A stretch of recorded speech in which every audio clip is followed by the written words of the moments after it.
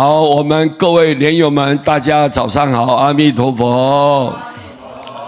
师父写这一章啊，我感到满心的欢喜。印光大师告诉我们末法年代的众生啊，你们要注意啊，除了念佛之外，一定要重视因果啊。你如果不懂因果，有一天你的业力成熟的时候，发生在你身上的时候，你避也避不开，跳也跳不离，你要想把它斩断都斩不断。所以这一章我要告诉大家因果的可怕。贪求皆因失意重啊！为什么会贪求？我们凡夫众生的想念呢？他想的念头只有说多再多再多，好再好，还有更好。这个凡夫众生的心态，他所想念的就是这个东西多嘛，我希望更多，房子要多，钱财要多，名望地位一定要更高，每天想的就是这些。但是实际上要往生的时候，这些东西丝毫都没有帮助啊，只有增加你的困扰跟负担呢。所以各位一定要明白这个道理：世间全虚假呀，弥陀独真实，只有阿弥陀佛才是真正实实在在的，要救度你，永不改变。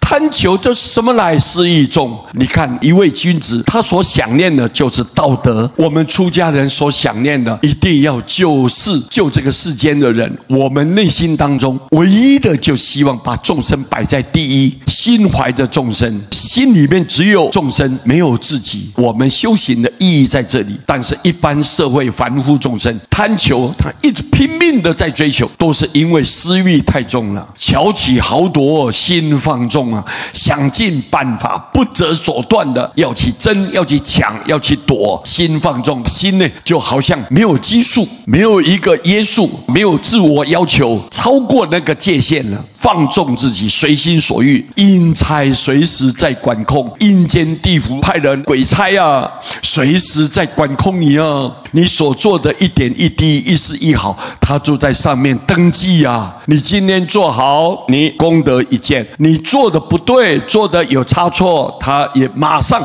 就给你登记下来了。所以阴差随时在管控，未来遭罪必惨痛。你到阴间地府，你必须要清楚的交代啊，你所做的事情你没有办法掩盖的，你必须要老老实实的表达出来。你在什么时候讲过哪一句话，你在什么时候做哪一件事情，清清楚楚的，你没有办法掩盖它的呀，没有办法躲藏的，没有办法拿什么东西来代替的，没有办法的。你做了善，你一定有善报；做恶，很凄惨的报应绝对会来。所以你未来在阴间地府的时候，你遭罪，承认了这些罪，你一定是很惨痛的，而且痛苦无穷。所以各位，这一章告诉你，我们所作所为，上天都在看我们，各位对不对啊？